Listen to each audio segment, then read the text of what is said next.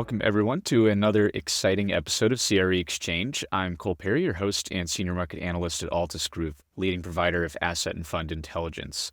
I'm joined by Omar Eltorai, our U.S. Director of Research, and today we have a special episode for you. We're going to be sharing some of the biggest shifts and surprises from the latest edition of the CRE Industry Conditions and Sentiments Survey. Omar, it's great to be with you. Glad to be here and really talk about these results. Before we dive into things, Cole, do you mind giving the listeners a quick recap of the survey objectives and its structure?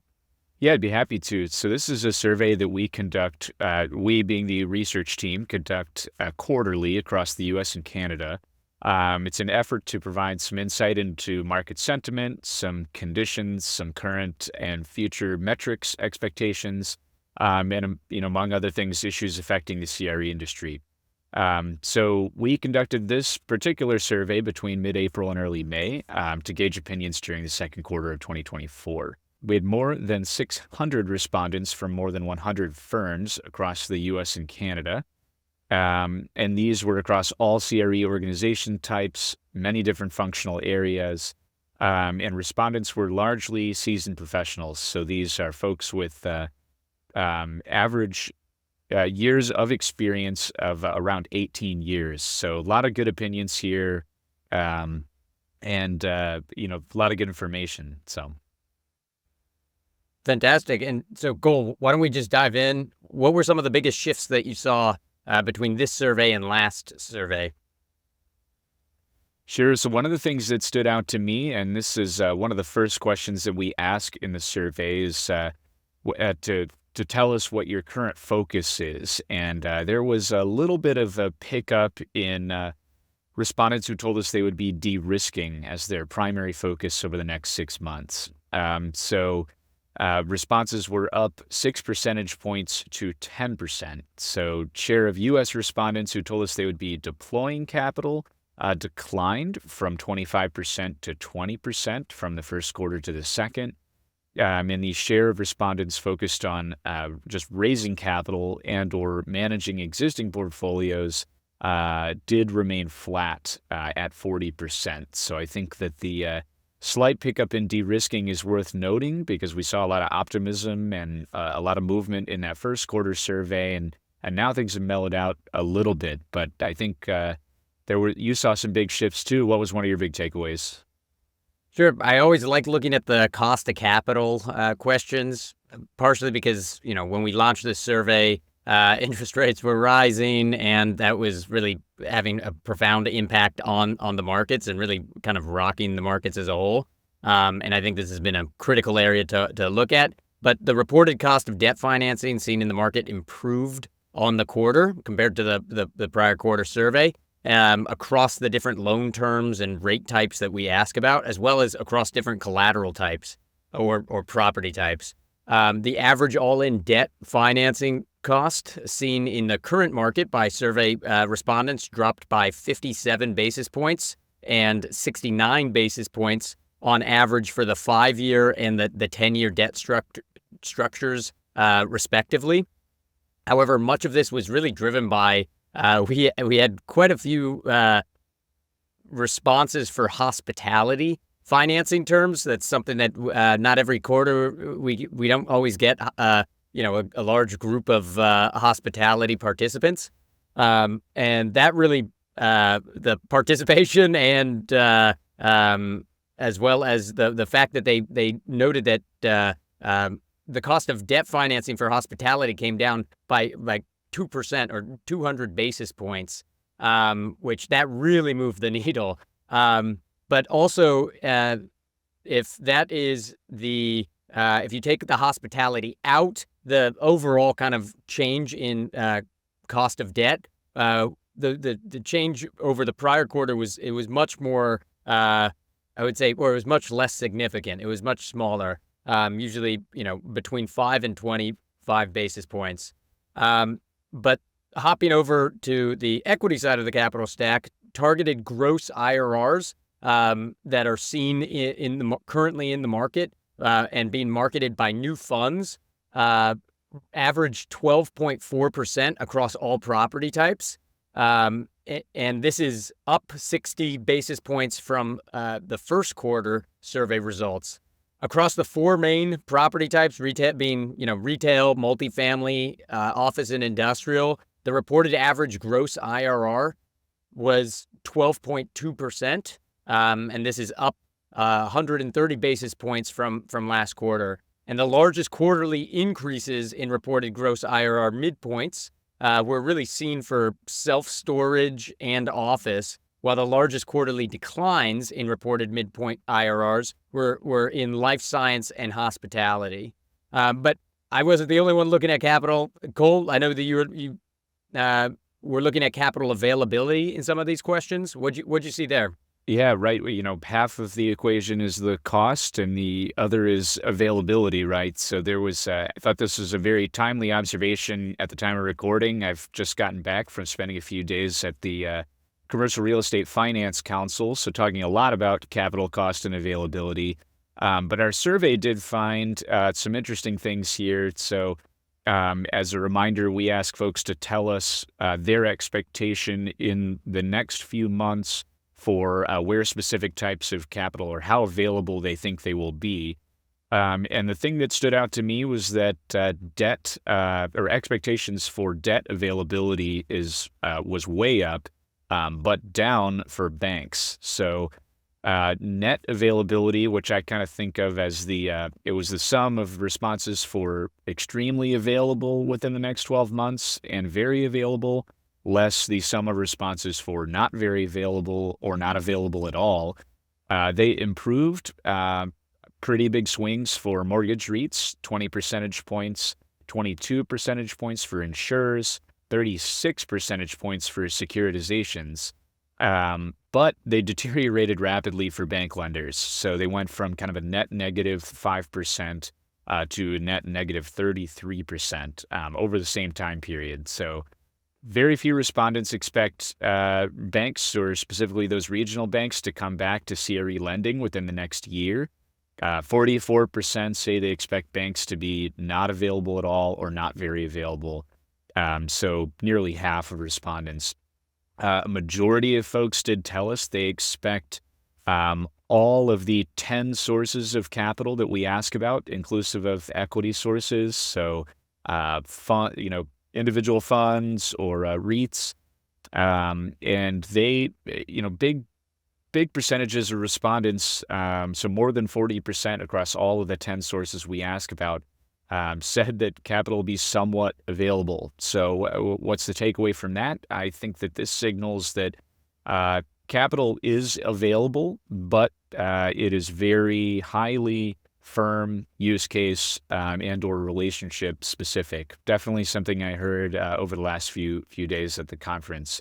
But so I think I know you were looking specifically at some fund information. What were you looking at there? Yeah, so this goes into the whole kind of capital conundrum, right, that we've been living through. But looking at target returns by fund strategy, respondents really signaled this quarter that their forward view of debt financing has increased slightly since the first quarter, which ultimately has resulted in them bringing their expectations down for the net equity returns that they expect to see. And, many of them expect to deliver, right? So on average, survey participants expect all-in fixed rate financing on stabilized CRE to range between 6.7 and 7.3% over the next 12 months across the main different equity portfolio strategies. So that's core plus, value added, and opportunistic. And compared to the Q1 results, expected financing costs for the next 12 months were up by an average of 35 basis points across all of these different fund strategies. This increase was accompanied by a slightly lowered equity return expectation, which we measure by the net levered IRRs, which decreased by 51 basis points on average across fund strategies and compared to the last quarter. Now, core plus and opportunistic funds did see the biggest quarterly declines in net levered IRRs, down by 73 and 81 basis points respectively. the Q2 results really reflect this kind of like still high financing cost environment, as well as moderating equity return expectations. Those are linked, and I do think they're not. You can't think of those completely separately, even though it does come down to one's use of leverage. But in the market as a whole, those are absolutely linked concepts. But it also reveals how CRE investors' outlooks are evolving and have evolved, I would say, kind of similarly to the broader capital markets. Well, I'll touch on this when we at the back, but I am a little bit surprised by this. Or part of this is not all that surprising, given that it's a capital intensive investment, and I think capital markets as a whole, whether they're in the same asset class or whether you're talking across asset classes, they are related. There's no exception for commercial real estate. But just to see this actually come through in that data is, I think, pretty impressive. And I think it seems to intuitively make sense. But so if I was just looking at kind of like fund structure and expected performance across kind of the capital stack and by different strategies, what I know you were looking at the different property type performance expectations. What'd you see there? Yeah, I think when we started this year, we had given folks kind of an overview of what we thought was going to categorize or really signify 2024. And one of the things that we mentioned was this property type divergence. And that is something that's definitely showing up in this data. Quarter one, we saw some interesting stuff where opinions about multifamily and self-storage had sort of rapidly deteriorated. A lot of new supply coming online and folks worried about rent growth. Some of that is moderated this quarter, but I think as there's been more discussion about the housing crisis, we actually saw expectations or forward-looking expectations improve for all forms of housing. And they waned slightly for industrial. Again, I think that's kind of a supply story. But survey participants do expect industrial to be the best performing. They expect office to be the worst performing over the next 12 months. So the former, industrial, did see a notable decline in net favorability. So this is the number of respondents who said it would perform best minus the percentage of folks who said it would perform worst. So a decline in net favorability of 11 points versus the prior quarter.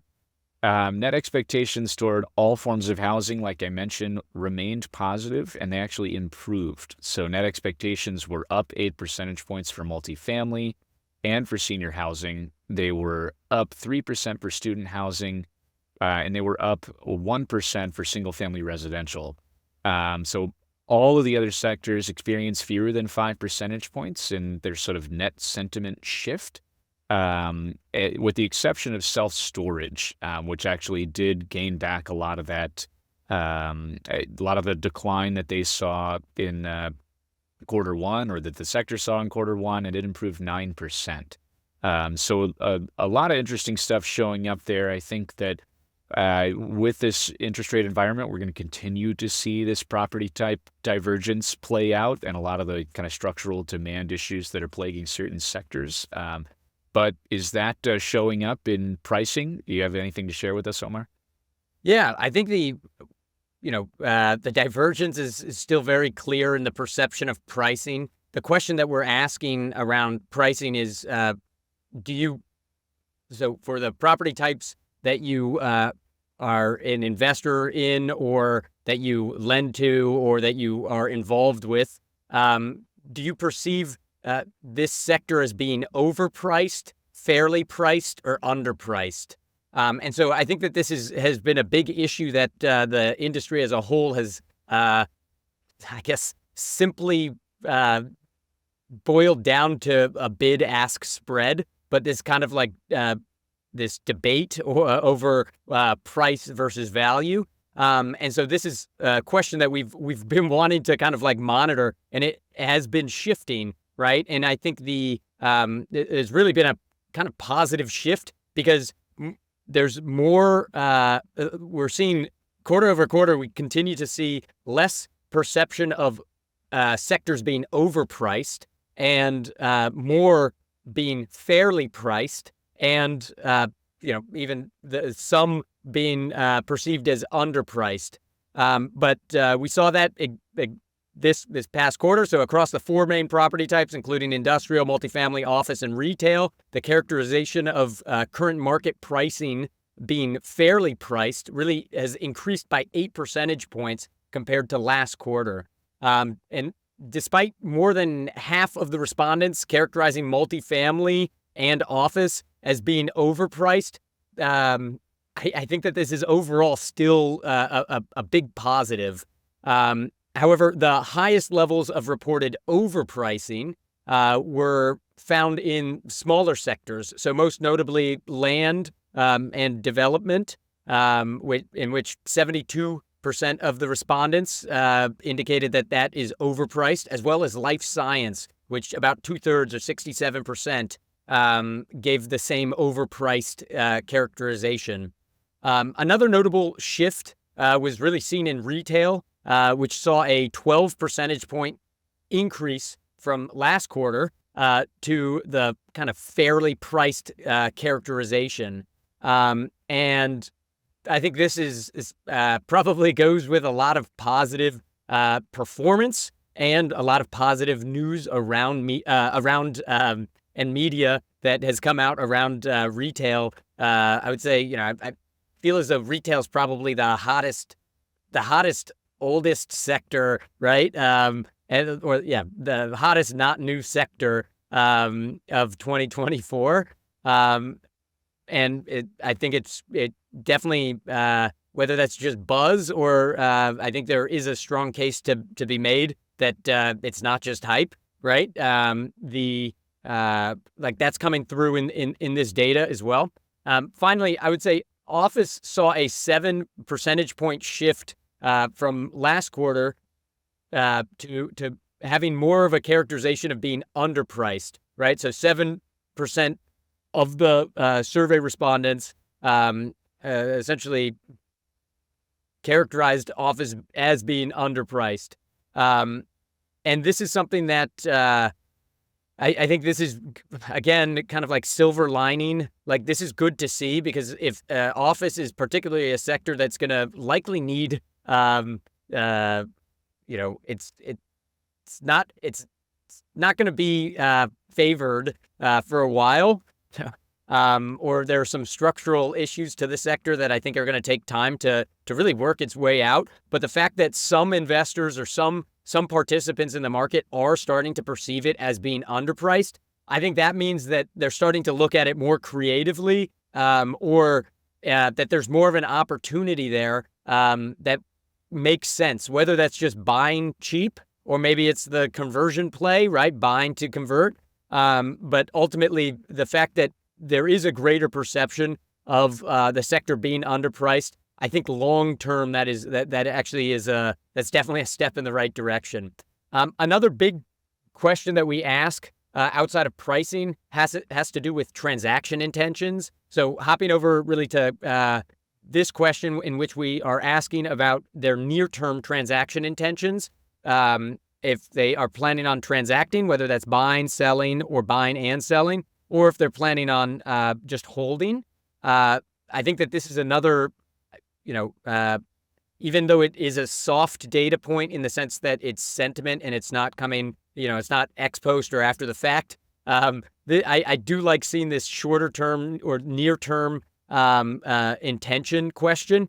And overall, 80% of respondents, really no matter their size, so across the entire survey sample, anticipate transacting, whether that's buying, selling, or both in the next 6 months. This is the same as last quarter, which, while we did see shifts in other expectations, the fact that there is still this kind of appetite to transact, I think is overall a positive. And I know that you were looking at a number of the priority issues. How did those rank? What did you see there with that question? Yeah, so at the front of the survey, we ask people sort of what they will be doing in the next few months, and the priority issues are what people will be worried about. So the top issues did remain fairly similar to what we saw in the first quarter, with costs dominating near-term priorities. But capital availability concerns plummeted. So I thought this was quite interesting and mirrored what we actually saw in the capital availability section of the survey. So similar to the previous quarter, cost of capital did remain the top concern. Basically, 2/3 of respondents told us that this was a priority over the next 12 months. Insurance costs were next. This is something that we've seen sort of plaguing the multifamily sector in coastal markets, but really, it's becoming an issue everywhere, and so I'm not surprised to see that with 6 and 10 telling us it was a top priority in the next year.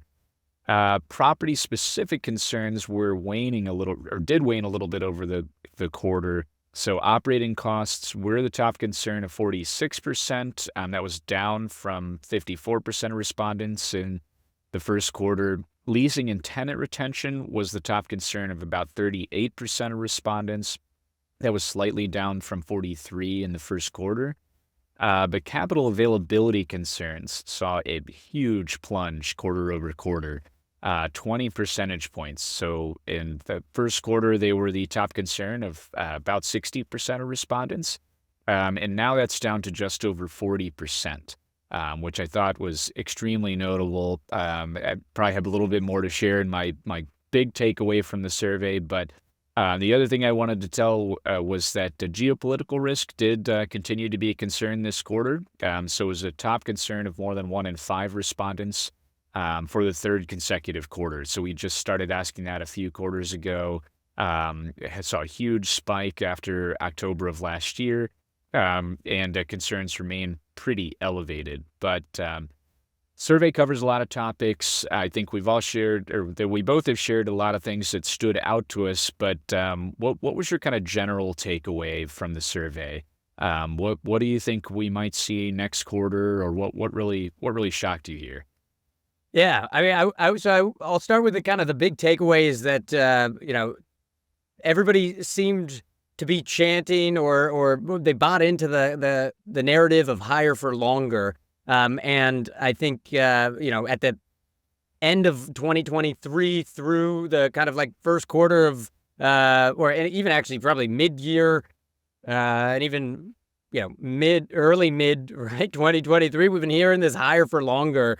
And I think it's something that I feel as though the CRE market or as a whole seems to just be learning what the word longer is, right? It's something that I think this quarter is the first quarter that a lot of the results made perfect sense, right? Where they ultimately they made sense to me, right? In the sense that I'm like, the data is the data, but at the same time, I kind of disagreed with some of the data. I was kind of shocked to see that, there was all this optimism coming into this year, and that, and I think the big takeaway with this quarter's results is that really you're starting to see that higher for longer play through the various survey questions. And another way of looking at that is that a lot of that Fed cut optimism has almost burnt off,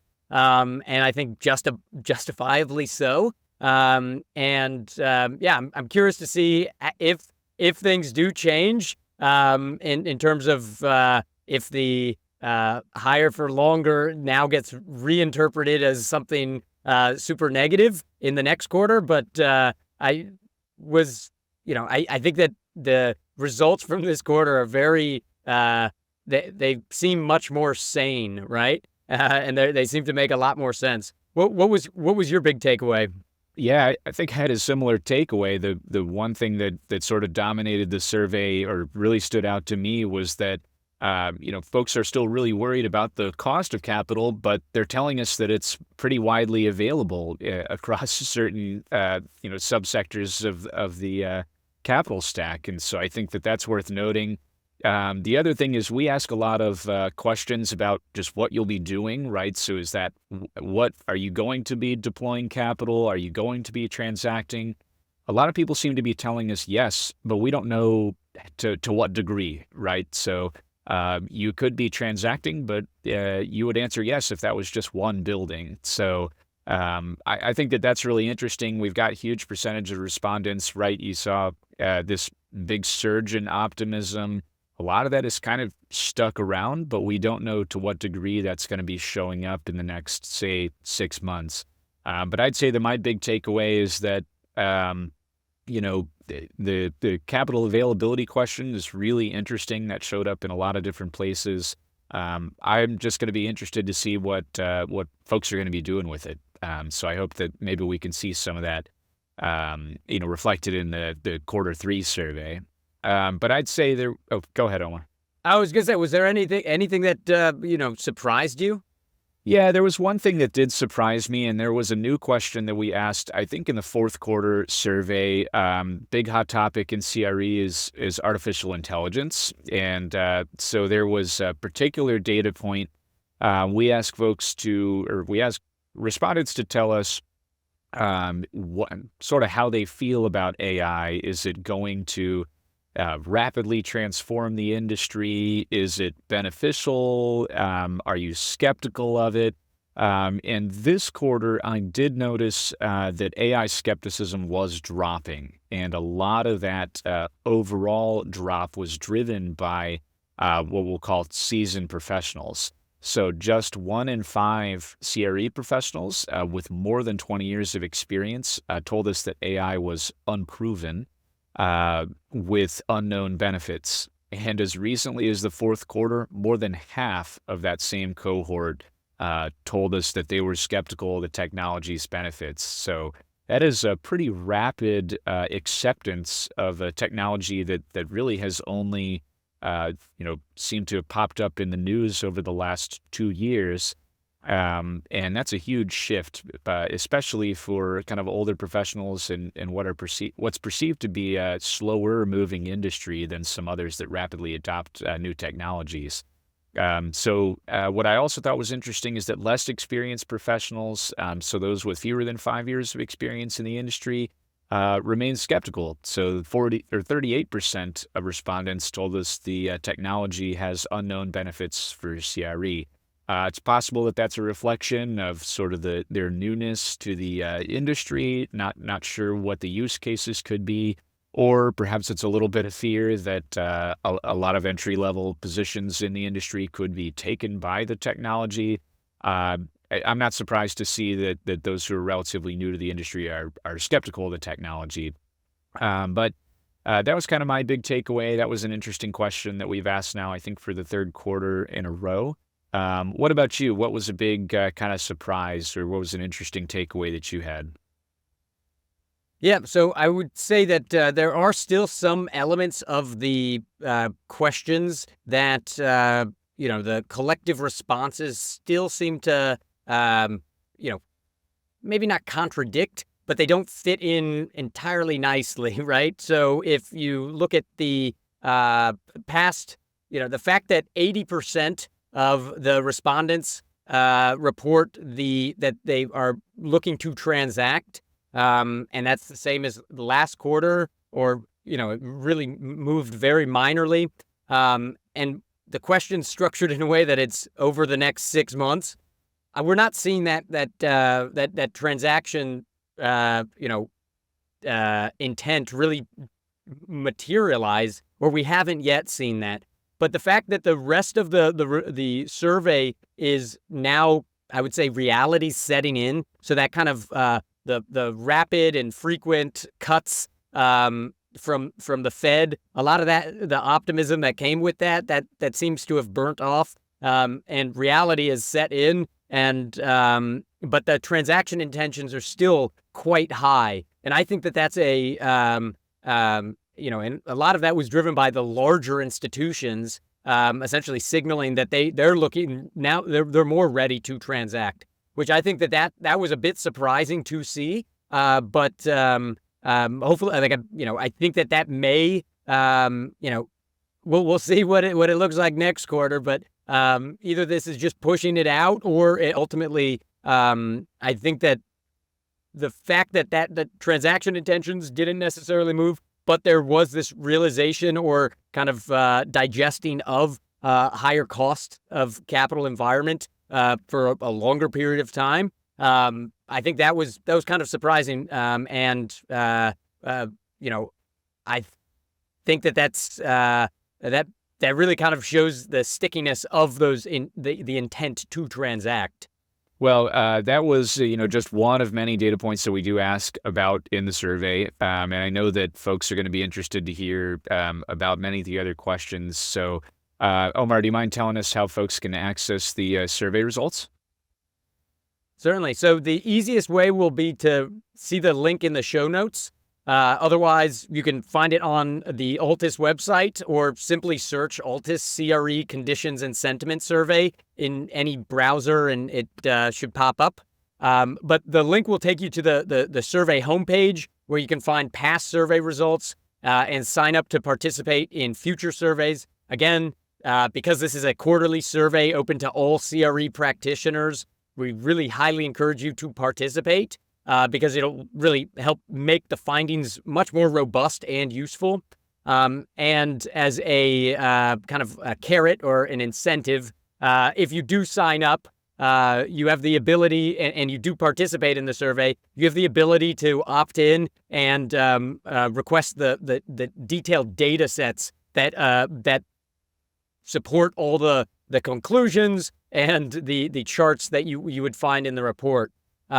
And I think that will get more and more interesting over time, right? As you can start seeing the time series. But that's something that, if it's really reserved for for those who do participate.